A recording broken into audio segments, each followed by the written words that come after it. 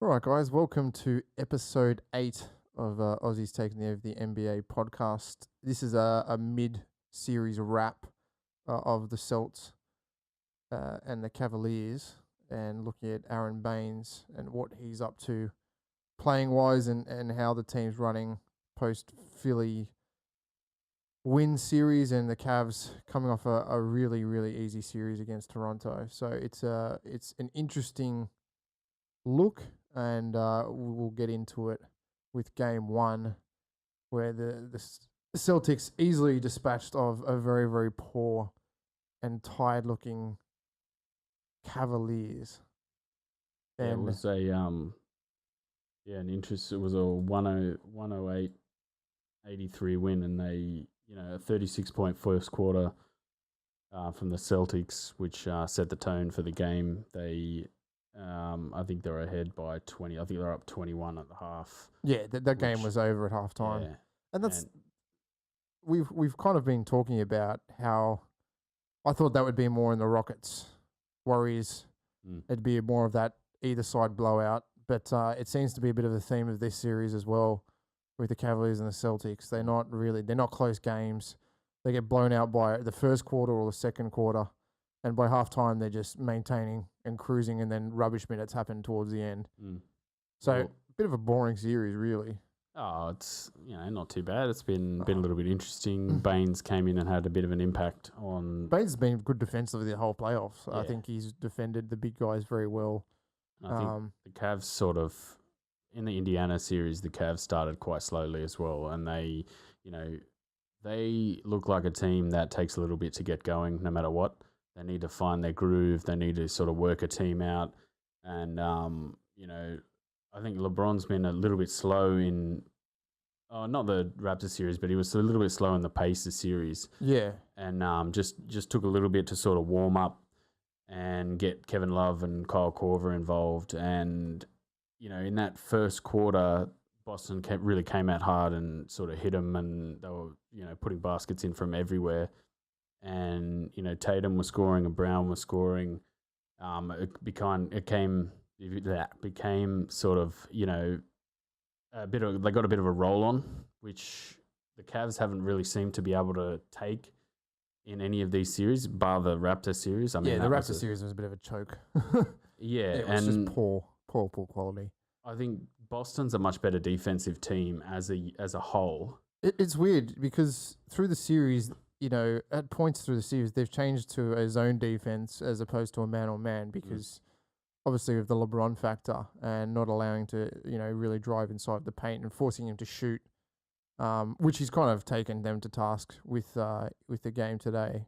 Shot quite well in game 2 as well. I just don't think that they had the steam and the depth in their backup and their bench to take on the depth of the Celtics. Yeah, and I think it sort of comes down to whether Korver and Love can sort of get going and find their groove. Some crazy stat is if Korver scores over 4, if Korver gets into double figures, they win like 80% of the time, which is a ridiculous statistic. Well, he's a good catch and shoot player, and he's a player that they run an actual set for, where Love screens in the corner and he comes out off a curl, and one of the best passers in the world, and LeBron James giving him the ball on the wing.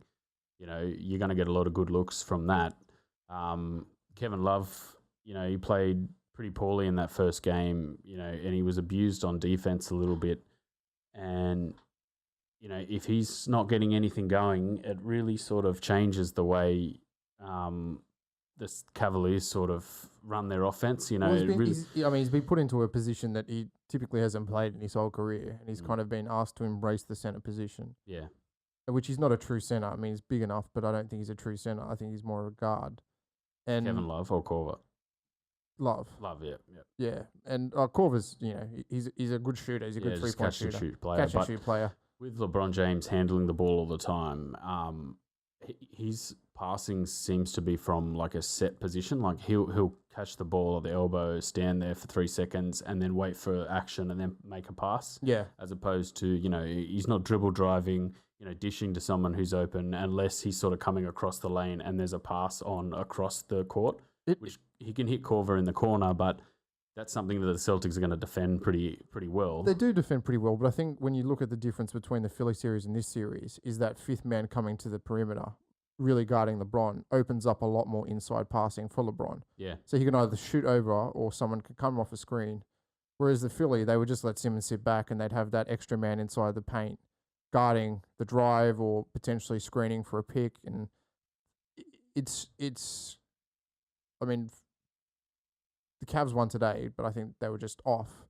Yeah, Celtics were off. But the other games, I think the Celtics have just done what they do best. It's just guard. Yeah, they've guarded the perimeter well, and they've got weapons to throw at LeBron. Like, I mean, Marcus Morris in the first game, they were just throwing him at him, not, oh, you've got to guard LeBron. Like, literally get up in his grill, get all the way into him, make sure your body's put him off. And I think that's going to take its toll on one player. Well, game 2 they lost when he got cracked in the jaw by Tatum. Yeah. Before that, he was on 21 points in the first quarter. He started out hard, and you've got to take LeBron going off, and you got to kind of run with it. I mean, if he's going off, the rest of the team isn't in positions to facilitate him going off. Like, I mean, he's doing that basically sort of by himself, and it's a sort of been a problem with them for the last couple of years, where they've been a bit up and down, where it's wherever LeBron's going, people have to follow him and, sort of pick up the pieces after him. Otherwise, they'll lose the game and he'll have 40 and they'll lose, or, they'll win a tight game or they'll lose. And, it showed in that Raptors series where, Korver and Love started to get some stuff going. Yeah, and it's very sort of not LeBron-centric. And You see when he goes from when Korver and Love get going, and to a lesser extent Hill or J.R. Smith, you see him step away from the point scoring and his assist. His assist go 13, 14, 15. He just steps back off the ball, plays pass first, and the other guys get going. But he's just one of those guys like, fuck it, we're losing, I'll just take over this game. Yeah, and I think that suits him a lot better, mainly because I look at him now and I see that he's kind of struggling. Like in that game 2, he had the really big sort of first quarter, and then he sort of tapered off a little bit in the second quarter, but you could kind of tell by the third and fourth, like he had no juice left. I mean, he copped that shoulder from Tatum. Yeah, I think that knocked him quite a bit, actually. He did. But at the same time, like, if he starts to fall in a hole, it's kind of like nobody really wants to take up the slack. That's like they're all looking at him to try and, oh, well, you've got to pick it back up again, buddy. Like, we've got to keep this going. And it's something they sort of could do in the Raptors series, or they seem to have, a little bit of it going in the Raptors series. George Hill played a bit better as well, I think, in the Raptors series. He played well. He played well. J.R. Smith as well. I mean, J.R. Smith was terrible in that second game. And, if he's not scoring, then that's another big loss. Yeah, they've got a whole bunch of guys that can score in their night, but they don't give you consistency. The one player that has been playing well is Tristan Thompson. I think he's been playing. He came into the game in the second game, and Brad Stevens would usually go to Baynes to try and keep him off the boards, and he didn't, which was good. I mean, Tristan Thompson will give you hustle on the boards, and he'll give you someone who can, offensive rebound and give you extra possessions, but he's not someone that you put down on the post and you go to for scoring or anything like that.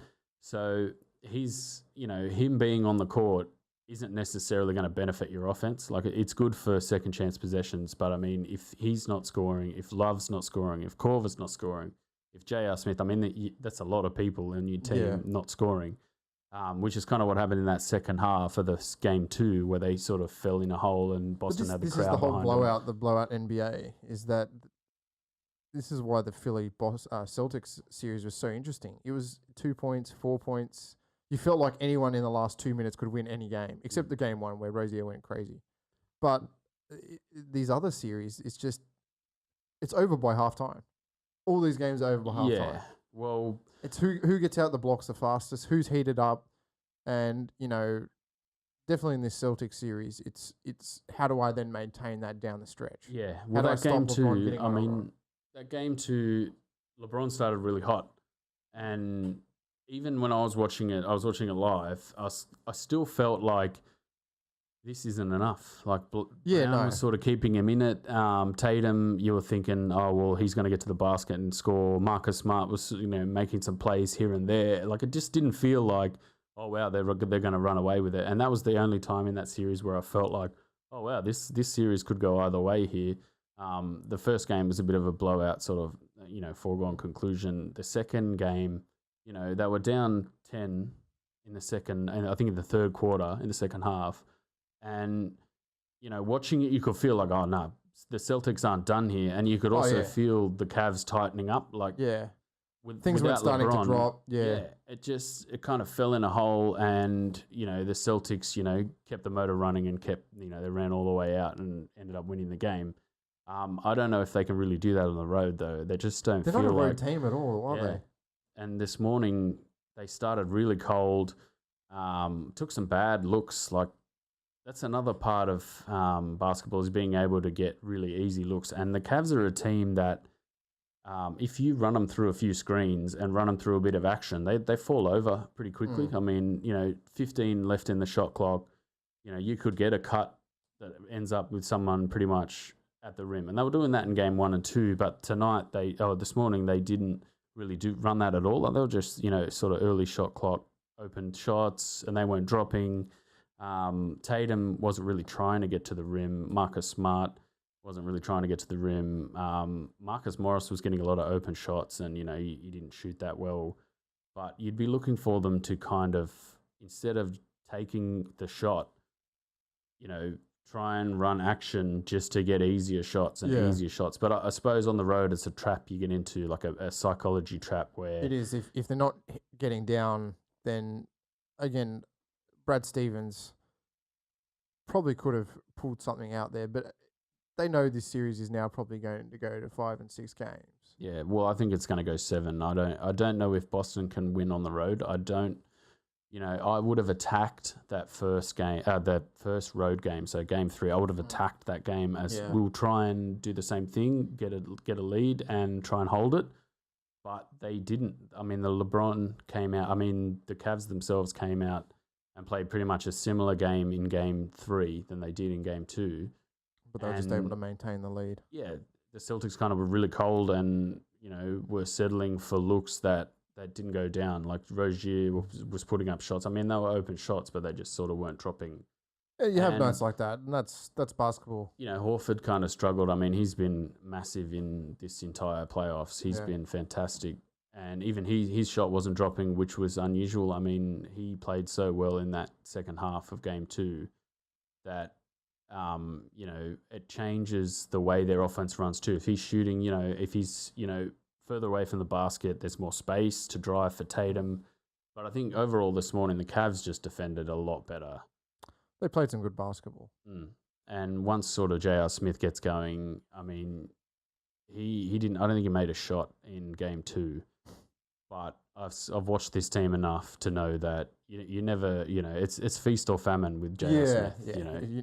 He's not going to have a mediocre night. He's just going to be either on or off. Yeah, it's on for points and buckets and raining threes from everywhere, or it's off. And you can't go into a game thinking, oh well, he's not having a great series, so it's J.R. Smith. You've got to just go, well, every night we've got to guard him like he's going to go off. Yeah. And, which it sort of changes. I mean, some of the shots Korver was getting, you'd think J.R. Smith would be making in game 1 or 2, but he wasn't making. I mean, he was getting some decent shots. There was a couple of step backs that he missed. Shots where, to run a set for Korver for a shot, which he'll nail, they don't seem to run for J.R. Smith, which is strange. Like they don't. ISO. Yeah, it's really unusual where, they'll run some action and LeBron will find him, but Korver seems to have that wing pin down with Love and Korver, where Love screens for Korver out of the corner. He turns the corner and takes the shot. And, if that's going, then that's great for the Cavs. If it's not going, then, there becomes another struggle like game 2 where if they don't have the depth dropping. in play to get them out. Well, it's something that I don't do for JR. Like it's really weird. I don't understand. Maybe he's just an ISO player and he's not really. Yeah, who has control of that team? That's what you have to look at. LeBron's got control of the team, and he's quite an unselfish player. I mean, he's not a selfish player at all for how he plays. But at the same time, it's still, it's still LeBron plus everyone, waiting for their orders type of thing. It's not like somebody, he'll step back if Love and Korver are playing well, and try and facilitate, which is good. Yeah, he'll be a disher. But this is the whole thing, and this is always LeBron's play. He gives everyone a chance to see him to play well, and if they're not, he goes, right, take a step back, young gentleman, and let me take over. That's his play style. And, some games he'll win, and some games, like the first 2 games, he won't. Yeah, well, he even threw a massive haymaker in that game too, and it didn't get them the result they wanted. I mean, if I was the Celtics and I had taken that punch and still won that game, I'd be looking at game 3 to try and get out there and assert, their own dominance. Did what they did to Cavs is what they did to Philly. Yeah, and looking at that game 3, they sort of really wilted in the first half, like really wilted, like where, they got in their own head, started taking silly shots, and ultimately, as much as the Cavs beat them, they kind of beat themselves. They stopped doing, what won them the first 2 games. And, in game 4, you'll be looking for them to really have a good game and, be confident enough to step back up and try and play the same sort of basketball that they were playing in the games 1 and 2 that won them those 2 games. Otherwise, you don't really want to be going back home, game 5, knowing you have to win that game no matter what. Yeah. I mean, you've always got the game 6 and then game 7. You got the game 7 at home as well. But, from what I saw this morning, LeBron's good enough to pull out one big win in Boston. Yeah, definitely. But I don't know that's the magic bullet for Cavs. He's good enough to pull out one game this season in Boston. And if Boston don't take an away win, then it really lessens. They've still got home court, but it really lessens the aura that you have, like, the Celtics could win this series here. Like in this game 4, they're going to have to come out and show something, because I like getting into like a slugfest with the Cavs. I just don't see them winning that. The only reason I would see them winning is they have home advantage, and they're a terrific home team. That's their saving grace in this motto. But you don't want to gamble on that. Like you don't. You want them to go get that hard. Away. But God, like the statistics for Rozier hitting shots away from home and at home are night and day. He's like 30% on the road and 55% at home. I don't understand what the psychology is behind the poor performances, but again, I suppose we'll see in game 4 how good they are and if they can come back into it. Yeah, well, you'd be looking for them to come out early and, try and put the Cavs on the back foot. Cavs have got all the weapons. They're at home. LeBron James can, score with them if the Celtics do go. You've got LeBron and his cast that can go with them. But, I don't know if the Celtics really have that in their locker. I just, Brown and Tatum didn't play the best today. Tatum was probably the Celtics' best player, but the things that were going right for him in the first 2 games just didn't go anywhere. It was the defending. Yeah, well, the Cavs defending wins them games, and the Cavs are not the greatest defensive team. No. Like, they're a very gimmicky team, and with LeBron saving his energy, quote unquote, it causes a few problems. But you didn't see that at all in this game. No. In game 3, they defended well, and I don't know how much he has left in the tank. Like, I don't know how much any of them have left in the tank. It's been such a long season. Well, LeBron played 36 minutes, I think, this morning. Which is low in a playoff situation for him. Obviously, some garbage minutes were handed out. Well, no, he played 38 minutes, and probably the full last quarter was garbage time. Like, if I was him, I would have sat that whole last quarter. Yeah. I mean, I don't know how he keeps playing so many minutes. Like, it's crazy. The amount of minutes he's playing. I mean, he does look like if he really throws haymakers in the first quarter or the start of the first half, then he really does wilt down the stretch. Whereas in this game this morning, he didn't really throw haymakers. He sort of sat back and facilitated the offense. Yeah. And he looked like he had energy in the tank in the second half. So I wonder if they go, the Celtics kind of think, okay, well, if he's going to conserve his energy for the second half in game 4, we'll go at him in the first 2 quarters and really try and give him as much as we can, and then try and, snake that game. But I can't see that happening. I definitely think we're going to game 5 and 6. Yeah. We have to go to game 5, but we'll be going to game 6. But going back to game 5, I would not, as the Celtics, I'd be very wary having to go back to a game 5. I mean, I think their crowd would be getting a little bit, oh no, like we've seen LeBron go into game 5s and pinch them with Miami. They're getting pretty worried. Well, that's it. It's the LeBron factor. He will take a game away from you at home, even if he's having a bad series. And so really, you need to get the earliest road win possible. And if you're leaving at game 5 and 6 against the Cavs, it's too late. Yeah. But Ballerina Baynes has shot more three-pointers this series than his whole fucking career. It's hilarious. Like, he's 4 from 29 in his career. How many has he shot? He's shot more in one game almost. I think he had 2 in Philly, 1 today. He's found some shooting form, which is fantastic. Yeah, no, I think defensively, actually, he's been playing quite well in this series. In the first 2 games, he's anchored the paint pretty well. He, as well as on offense, what the Cavs sort of shut down this morning was the fact that he comes out to the perimeter as well on offense, and they'll run action through him as well. But they didn't. I don't think they ran anything through him this morning. Because they were down in the early stages. He came in quite early, and essentially he was sort of staying back and defending the post because of Tristan Thompson. Pretty much, he's changed that part of the series. Tristan Thompson coming in, but he's another one that if you leave him open, like I said on that last podcast, you're not going to look at him and just think, oh, he's in the corner, we'll leave him there. And he's been hitting shots. Like, it's been great. No, it's been great to watch. You let him take that shot, though. If you're any coach with any scouting report, you let him take that shot all day, every day. But he's been hitting them, which has been nice for Boston. Well, a few of the things I listen to, some Boston stuff, they say that he shoots threes in practice, like every practice he shoots threes. And, some of them have come into the pregame and seen him just raining threes like, oh, he can shoot 3. Why doesn't he shoot threes in games? I mean, it's not, they don't really have the versatility in their roster for him to always play out as a stretch 4 or a stretch 5 and be on the perimeter all the time. I mean, the way they drive and pass, with Marcus Smart and Tatum and Brown, there really is no need for him to play as a stretch 4 or stretch 5. No, he has to play as a traditional center.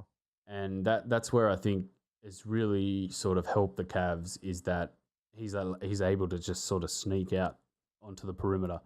Just sneak out there. Oh, we've left him wide open, and he's knocked down the shots, which is really beneficial for the Cavs. But it's mainly his post defense. I mean, he played really well on LeBron in the first game, and the guys that were coming off the bench, Clarkson and Rodney Hood, he was stifling them a bit. I think he had a block in game 1. And, hopefully I think he'll probably come off the bench earlier now that Tristan Thompson's sort of in this series and a big fixture in this series. He's more equipped to handle Thompson, I think, with his size. I think Al Horford's a good offensive player and good on the defense. He's definitely a better perimeter defender. But in terms of size, you want someone who's as big as Baynes defending a bigger guy inside, or even getting on LeBron if he's posting up. Yep. Well, LeBron tried that a couple of times in game 1 and 2. I think he blew by him once and scored, but the rest of the time it's been fairly, he's done fairly well against him.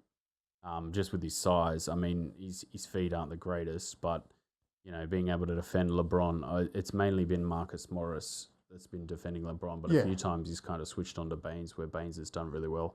But I think the ability to free Horford, if they're playing Baynes and Horford at the same time, that's important for the Celtics. But what they did in today's game is they didn't really allow Horford to get sort of much time on the ball and really didn't allow him to get close to the basket at all. And, because they were down quite early, they were always sort of chasing the game, which, I mean... And that's when you put stupid shots up. You try and chase your tail and catch a break and drop 3 threes in a row and, build some momentum. And if it doesn't come back when you're away from home, it's pretty much game over.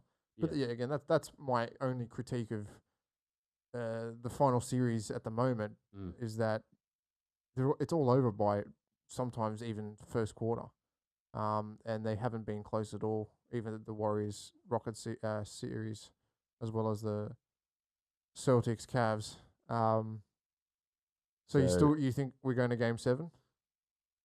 I picked 6, didn't I? Cavs in 6. So I think the Cavs are going to win this next game. It'll be a tough game, and they'll pull it out.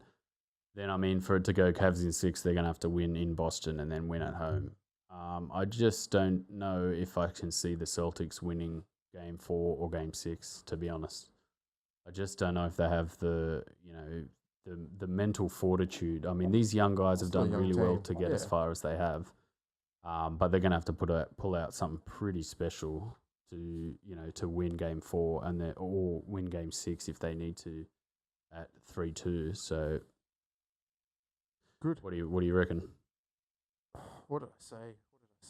Cavs in 6. Cavs in 6. In 5. Cavs in 5. Wow. So they're going to run out if you need that. Yeah. You're going to hit that. I don't think that's going to happen. But I think it goes to a Game 6. Actually, no, I don't think that can happen. It can't happen. Yeah. So it's going to have to be 6. Boston surprised me early on, but again, that's the beauty of Brad Stevens and the team he has built in Boston. Yeah, Cavs in 6. If it goes to 7, it's a coin flip for me. If it goes to 7, it's a coin flip. But I think Cavs in 6 as well. I think LeBron's going to pull some magic out of he's going to pull an Indiana-style magic series out of his. Yeah, I think I'd be worried if I was the Celtics going into Game 5 and it's 2-2. Yeah. I think their crowd has seen that LeBron stealing games. They've seen that LeBron steal games from teams before against playing for Miami. And, I would put money on LeBron sort of having some crazy night.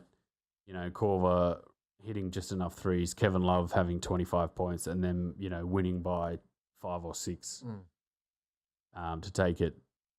But, it'll be interesting. I think it'll be interesting. It really will be interesting that first half of Game 4. Like, Boston have to come out and throw some crazy haymakers and make something happen. I think to really have any chance, they're going to have to, run up a 15, 20-point lead and try and hold on to it. They've got to ruffle some feathers. They've got to get in their face, especially J.R. Smith. Get in his face, ruffle some feathers, and let the ego take over. So I was just looking up Baynes. 2.5 3-pointers attempted per game. He's shooting 50% in these playoffs. And all of them assisted. He's shooting 58% in the corner. Yeah, that's ridiculous. And he didn't take a single shot from 3 in the playoffs last year. Different team, I suppose, different responsibilities. That's maybe Brad Stevens giving a little bit more of a role. It'd be interesting to see if he stays in Boston next year. He's only on a 1-year contract. Yeah, is he? Yeah. Comes in as a free agent. Yeah. So, look, all the rumours. They've got a pick too, a fairly high pick. No, Boston have got no pick. Philly got the pick. 10th pick. They? Yeah, that was the whole thing. If the pick came out at 2 or 3, it was Boston's. Oh, okay, yep. But Philly got that. Oh, we'll segue onto some lottery. Yeah, lottery stuff in the draft lottery. The Suns. Yeah, Phoenix Suns have the first pick. Get the pick number 1. The Hawks got pick number 3. Sacramento. I think Sacramento was 2. Yeah. Yeah, Sacramento was 2. Clippers got fucked. 2 picks, 12 and 13. Yeah, I think they might try and I think they'll trade up for trade up and try and split those. 5, maybe 5 and 10 or something like that. Philly get a 10th pick, which I think there's a couple of good shooting guards that I think that they might go for. And it was a good, lucky. I just don't know what they add to their roster. Who's that? Phoenix? No, Philly. Philly, yeah. I don't know what they add to their roster to complement. They've still got one more pick, don't they? They got 10. 10, yeah. Yeah, 10th pick. First round. And then they get the 22nd pick. Something like that. Well, I would look for, what Redick is. I would look to be getting somebody similar to that with size. So someone who can't be abused on defense, but at the same time can knock down shots. Yeah. So I mean, they don't need a ball handler. They don't need another guard It's that's a very dominant on very ball. ball handler heavy draft Yeah, this year. point Not so guards. much from 1 to 10. I think there's a couple of good centers 1 to 10, but 10 to 50 is predominantly ball handlers. Mm. So it'd be interesting to see where they go. A couple of Aussies have declared for the draft this year. Yep, Deng Adele. Deng Adele, not Yeah. in the top 100 prospects though. Yep. And William McDowell White, who's Yep. this week been in camp with the Lakers on a bit of a scouting report. Mm. So he's a top 100 prospect. He would be a good backup point guard for any team to have. And I think he's really kind of going over the next couple of weeks and trying to get his status raised to a second round pick. Yeah, I don't know how high he's going to go. I don't think he'll go much higher than 50. Yeah, maybe 30, between 30, maybe in the second round. I think closer to 60. I think he'll be a kind of a last ditch. I don't think Deng Adele will get picked. I think we'll see him back in the NBL, to be honest with you, or maybe in Europe. Yeah. I just don't know. I mean, 6'5" point guard. You know, defensively, It's not the flavor of the month anymore, is it? They got to be. I think Ben it Simmons kind changes. of is and kind of isn't really. I mean, a lot of teams are looking for like sizable players that can defend well, and I mean he considers himself a defender. Yeah. But they want versatile players, so a 6'5" guard that can guard forwards, you know, and I'm not sure if he can really guard forwards. I don't think he has the strength and the ability to guard forwards. No, he's a traditional point guard. He's a pass first point guard. He's not got Yeah. a great shot. He shoots pretty poorly from beyond three. I think he's around about 31% in Europe, and actually he might even be in the high 20s. He's only 19 though. He's 19. Look, if he gets to the rim, I think he's an 85% free thrower. Yeah. Just he will be somewhere in a couple of years. I think he might need to do a bit of roasting in one of the European leagues, but he might get picked up on a free agency in the NBA later down the track. I think he's still young. Deng Adele is a bit of an unknown. Yep. Kind of second best player at Louisville. Yep. Not the main guy there, but strong forward, big. Yeah, pretty versatile, decent scorer. Athletically pretty good. Yeah, didn't go for the combine. Wasn't asked to go to the combine. Okay. So that's never a good sign if you're. Yeah. Outside I mean, he might be a late second round. You know, there's a lot of I've seen worse players get picked up. You know, than Deng Adele. I mean, wasn't what do you call it, LiAngelo Ball? I'm not sure. I thought he was in jail in China. Oh, well, I'm not sure if he's. I think he's being picked up by the Lakers. Oh, really? Yeah, second round. That's what they reckon their second round pick's going to be. Disgusting. There you go. But you know, if that's you know, if that's what Magic Johnson's into, then you know, good on him, type of thing. Yeah. So if there's anyone else that declares, you know, we'll definitely brought it. But that's soon. That's I think it's in a month, just over a month away. Just over a month. And yeah, so McDowell White and Deng Adele are the only two so far. I don't think there's anyone else that's really ready. I was having a look this morning, and Xavier Cooks was another one, but I think he's probably not quite ready. There's about 70 Aussies playing high school and college ball at the moment in America. Obviously not everyone makes it, but it's good prospects for the next couple of years in terms of drafting, and I think you know, be good to talk about these guys next year in preparation for the 2019 draft as well. But looking very, very good. So as we wrap up the first three games of the Boston series, we think Cavs, even though they've looked pretty woeful game 1 and 2, they've come back game 3. We think they're gonna. Yeah, I think they win game 4, they win game 5, and then they win game 6 at home. Okay. But I agree. Stranger things have happened. I just think LeBron's going to pull one game out of way. Yeah. That's the LeBron factor for me. And whether it's game 5 or game 7, you just doesn't really matter. It's just he's got one in him. What he did to Indiana was Just Yeah. I mean, I still watch that series and just go, how I don't know how they, I don't know how they I don't know won. how I don't they, know how they got a result out of that series. yeah, crazy. Like I mean, Victor Oladipo played so poorly in those two middle games at home, and couldn't seem to get Bogdanovic going at all. And I don't know, but and then Toronto, I mean, even The that's famous just chokers. sad. That's very sad. Looking at that series, they have to rebuild their team. I think there's. I think Well, they this. fired the coach, so Dwayne Casey. Yeah, but I mean that's the coach is one thing. You've had your star players on a good roster for 3 years, and you get swept by the Cavs. Yeah, It's just. I mean, if that's it's just horrible. Yeah, it's not a nice thing. I mean, they were a couple of tip-ins away from winning that game one, and maybe the whole thing goes completely differently. And it's almost, you feel bad for them because they were a good team, they were a talented team, and the sort of stereotypical meme of haha, LeBron's made you their bitch, his bitch again. I don't think it was that level. It wasn't. It wasn't that level. Like they didn't get beat by a lot. Yeah, they were close. They were closer games. But the fact that they couldn't pull 2 wins away at home and take the series to 6 at least, to get swept by the Cavs. I know it's just.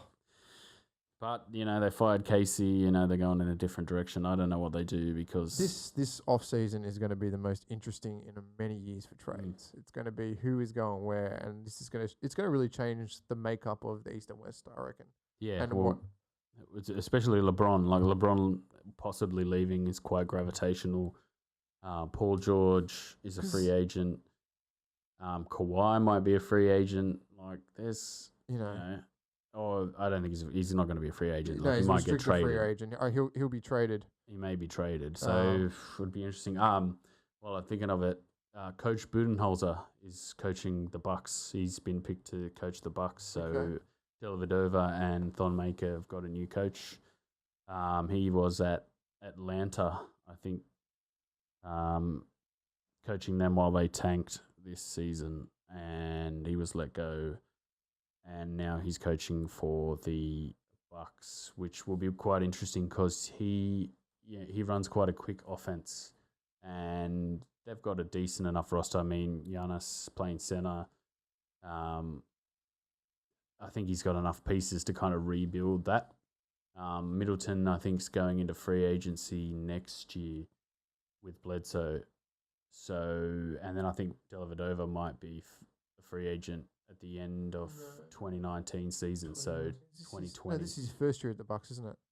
Second, I think it was. That just went by. So at the end of next season, next year.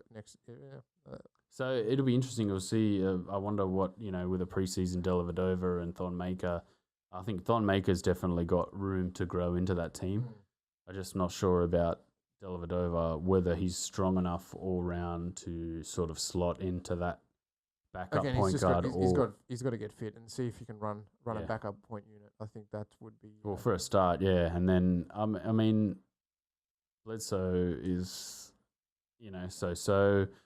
I think he's probably better than Dellavedova, but he's obviously a different type of guard. I mean, he's more of a drive and score, drive and pass type of guard. So, but I think it'll be interesting. Like it'll be interesting for Dellavedova and Thon Maker because I think there's room for Thon to go into that team. And start maybe at power forward. They've got Henson as their center, and he, after he got injured, that changed the entire series of that Celtics series. So, it will be interesting anyway. It'll be good. All right, guys. I think that leaves it for now. We will be back with episode 9. We're going to wrap up Ingles and Exum's exit out of the playoff series. I know it's a little bit late, but we thought we'd do some thorough